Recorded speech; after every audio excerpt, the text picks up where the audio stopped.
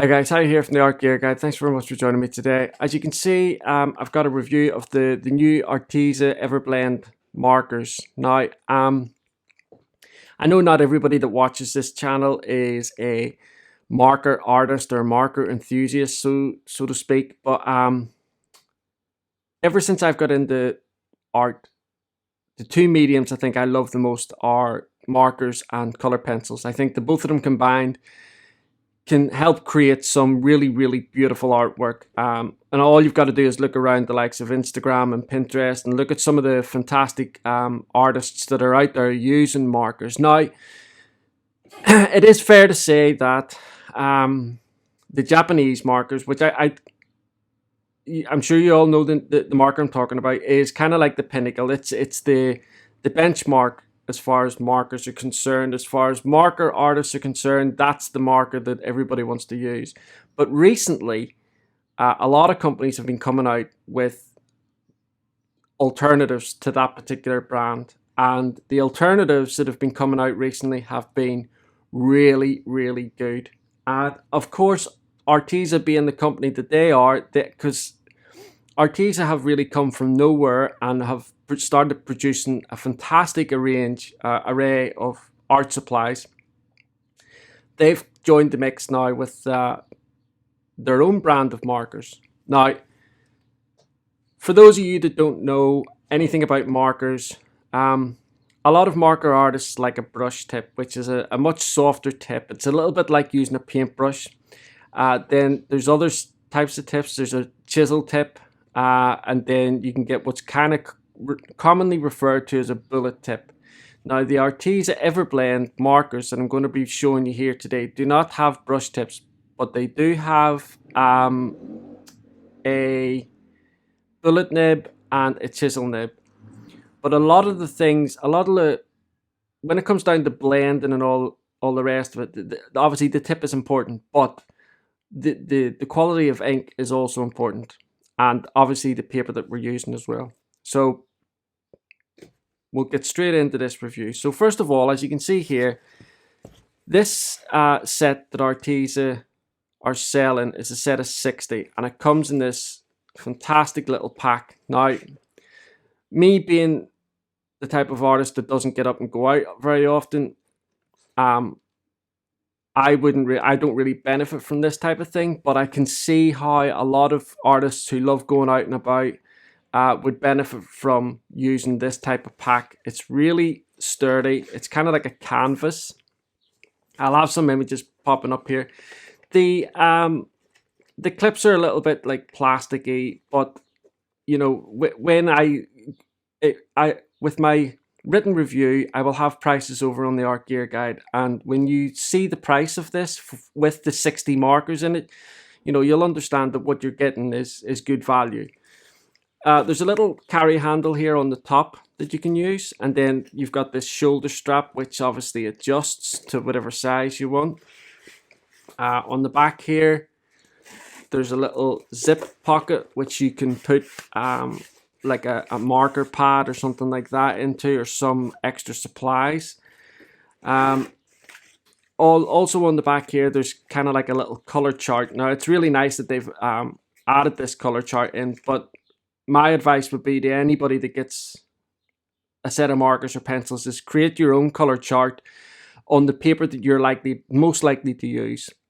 Because the markers do behave a little bit differently depending on the paper. So it's nice that this is here. It just gives you a very quick visual representation of the colors that are inside the set. And I must say, for a 60 set, the colors are really nice. Okay, so to open it, you just unclip the two clips here and peel back the Velcro. And I'll just show you a top-down view. So there's all the markers inside the bag. On the side of the bag here, you have these little Velcro straps, and you just pull them apart, and that allows the entire bag to just fold open.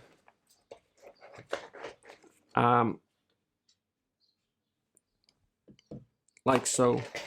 So if you're sat somewhere, you can gain access to these markers really easy. They're all held in secure with this like elastic band here. You can see here these tiers or leaves, whatever you want to call them. They're kind of like articulated, so you can move them about. This one here, this last one, is actually on part of the bag itself, and they've been very clever in adding an extra band here on this side for other bits and bobs, like if you've got fine liners or pencils, erasers, things like that you're going to be doing alongside your marker work. You can put them all in here. So you have the little pocket that I showed you for notepads, things like that, or pencils, whatever you want. And then you've got this as well for adding some extra markers, some white gel pens, the types of things that a lot of marker artists are going to be using. Okay, so the markers individually, just let me zoom in a little bit here for you.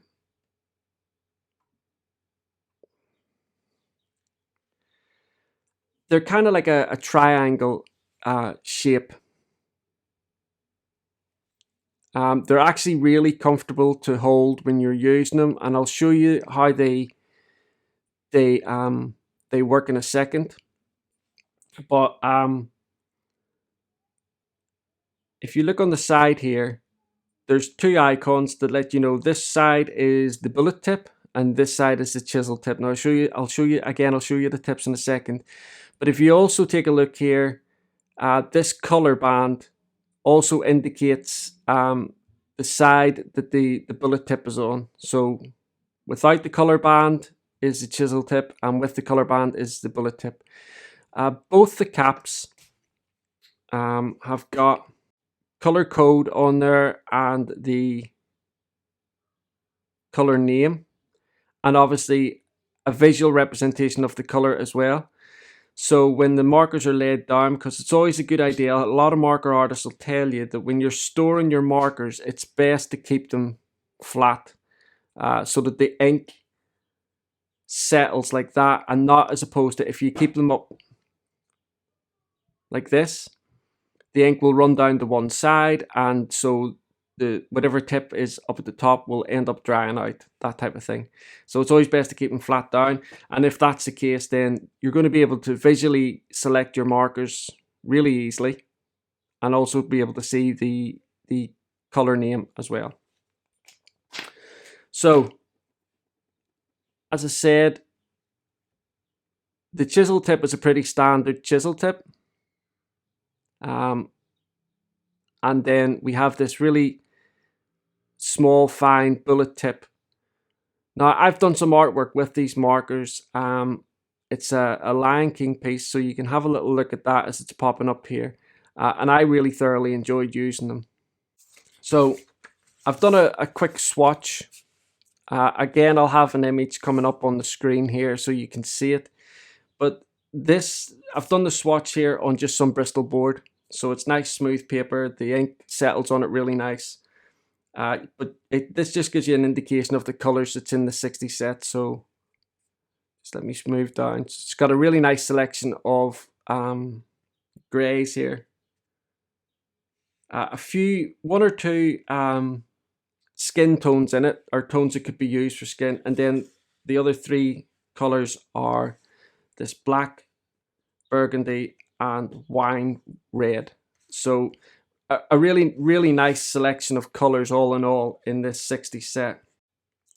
Okay, so one of the big questions I'm sure a lot of people are wanting to know is what the ink is like and what the blending ability of them is like.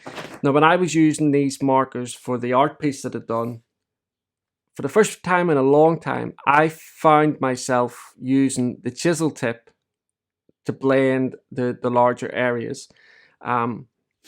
Ordinarily on a lot of my other markers, I kind of stay away from the chisel tip and just use the brush tip or the bullet tip. But with these markers, the chisel tip was really nice. And so I used that quite a bit. So I'm going to do a little bit of blending here, and I'll use the bullet tip and the chisel tip as well. So I've got a few greens here. I've got 4 shades of green, as you can see. And I will stick them in the right order of color. So I'm just going to do a quick blend here of them. And first of all, I'll use the bullet tip. Now I'm using, as you can see here, I've written down here, I'm using Express It blending card. I've only recently just started using this for marker art, and I'm only sorry that I didn't find it a lot sooner, because the Express It blending card really does help move the ink about. But you can see here that the ink is really nice, blends really, really well, allows these markers to blend really, really well.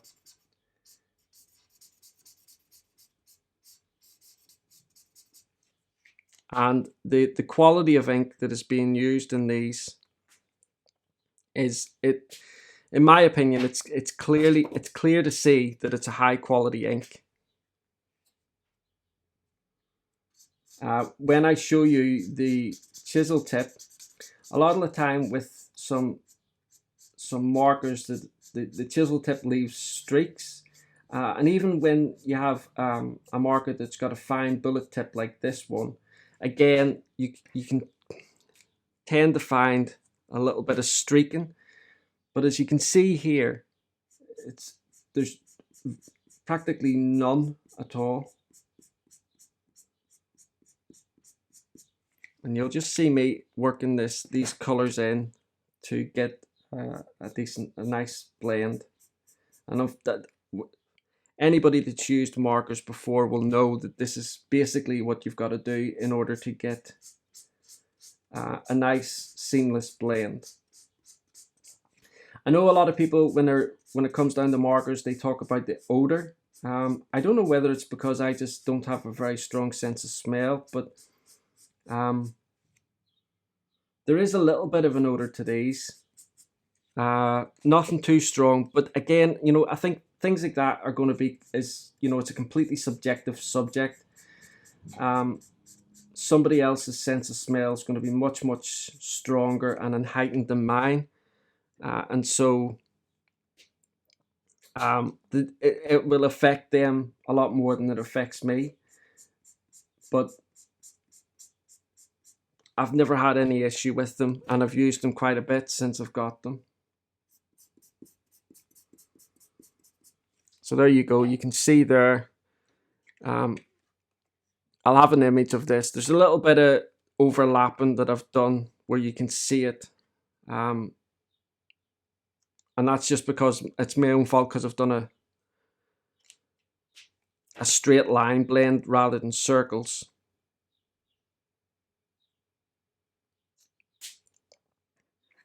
So with this one, I'm going to use the chisel tip. So I'll start off with the, actually I'll do it the other way about. I'll start off with the darkest and work my way back. Okay, so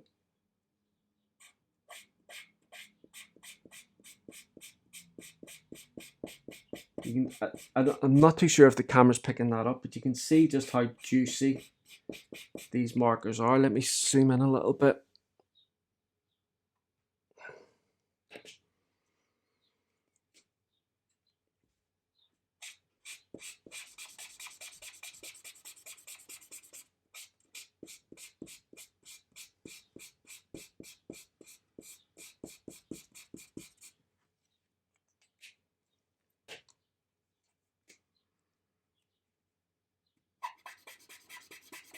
I think with the chisel tip, you've got a nice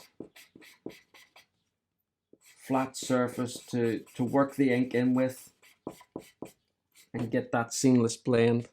But you can already see there that with the chisel tip, it's really blended very, very well indeed.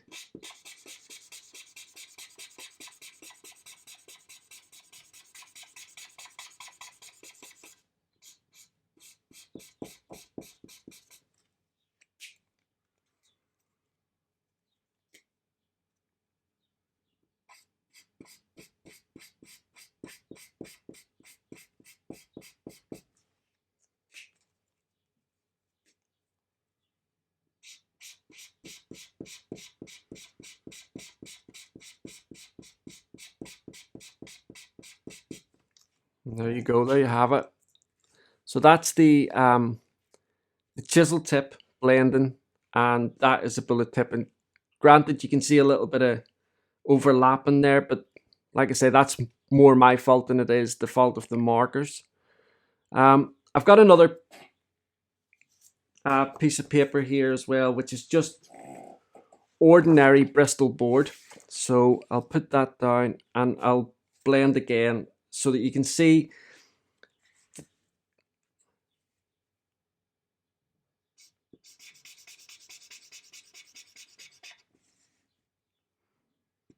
So like I say, this is Bristol board, Frisk's Bristol board, and it's still a really, really nice surface to work on when you're using markers. But since I've found that expressive blending card, I don't think I'll be looking back when it comes to doing marker art. It's a little bit unforgiving when you start adding pencil to it because it is such a smooth surface. But as far as markers are concerned, it is a perfect surface. But you can see here with the Bristol board, the ink is taken onto it really, really nice as well. It's not causing too many in fact, it's not causing any problems. And then go back in with the darkest green.